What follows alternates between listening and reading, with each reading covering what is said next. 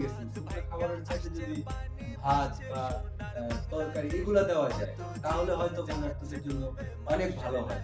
Rampura ওয়াপদা road যুব সমাজের পক্ষ থেকে ৪০০ পরিবারের বন্যার্থদের পাশে দাঁড়িয়েছে। জিলানী ভাই, জাহিদ ভাই, আরো অনেকে আছে যাদের হয়তো আমি এখন নাম বলতে পারি না বা আমি জানি না। তো ওরা সবাই অনেক সুন্দরভাবে ৪০০ পরিবার বন্যার্থ মানে ওদের পাশে গিয়ে দাঁড়াইছে। আপনারা ভিডিওতে দেখতে পাচ্ছেন এই যে হাঁটুর সমান গলার সমান পানি। এই পানিতে সবাই কষ্ট করে ঢাকা থেকে গিয়ে ওরা মানুষের উপকার করছে বা মানুষকে হেল্প করার চেষ্টা করছে। ইতিমধ্যে আরো আরো ২ বার যাওয়া হইছে। আমার কাছে সব ভিডিওগুলো যদিও নাই, তারপরেও আপনাদেরকে আমি দেখানোর চেষ্টা করছি। রামপুরা ওয়াপদা রোড থেকে ওরা মানব সমাজে মানুষ মানুষের জন্য এই স্লোগানে ওরা এই ত্রাণগুলো দিয়ে আসছে। ওদের ত্রাণগুলো পেয়ে ৪০০ পরিবার অনেক খুশি হয়েছে এবং ওদের পাশে দাঁড়াইতে পেরে ৪০০ পরিবারকে ওরা অনেক হেল্প করেছে এবং সামনে আরো ওদের যাওয়ার অনেক প্ল্যান আছে। আরো ২-৩ বার হয়তো ওরা যাবে বাংলাদেশের বিভিন্ন জায়গায়। আর কোন জায়গায় বন্যাগ্রস্ত বেশি মানুষ বন্যাগ্রস্ত সেই জায়গায় যদি আপনারা ভিডিওটা দেখে থাকেন, তাহলে অবশ্যই কমেন্টের নিচে আপনারা লিখে দিবেন কোন জায়গায় বেশি বন্যা হয়েছে এবং কোন জায়গার মানুষ এখনো এখনো ওরা বন্যার পানিতে ভাসছে, খাওয়া পাচ্ছে না। তাদের অবশ্যই আপনার অ্যাড্রেস গুলো আমাদের কমেন্টের মধ্যে লিখে দিবেন এবং ডিস্ট্রিক্টটা লিখে দিবেন।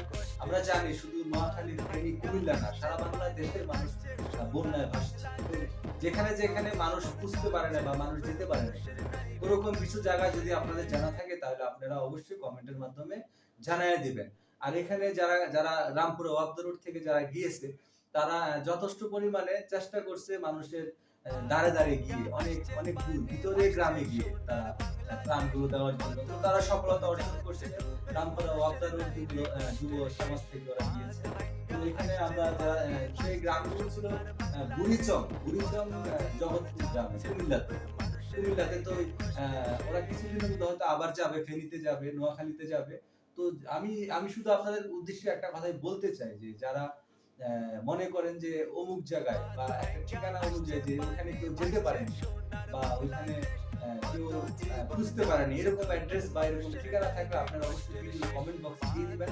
তাহলে হবে কি এরা এরা যেতে পারবে, কারণ ঢাকাতে বসে তো আর গ্রামগঞ্জে কোথায় কি হচ্ছে আসলে এটা বোঝা যায় না। তো আপনারা অবশ্যই ওই অ্যাড্রেস গুলো ওই ঠিকানাগুলো ভিডিওর কমেন্টের মাধ্যমে আপনারা লিখে দিবেন, তাহলে হয়তো ওখান থেকে আমরা নিয়ে ওই জায়গা অনুযায়ী আমরা যেতে পারবো। তো বন্যার্থদের পাশে বাংলাদেশের সকল স্তরের মানুষ দাঁড়াইছে বা আমি আশা করব আরো যারা বিদ্যমান যারা আছেন তারা সবাই বন্যার্থদের পাশে গিয়ে দাঁড়াবেন।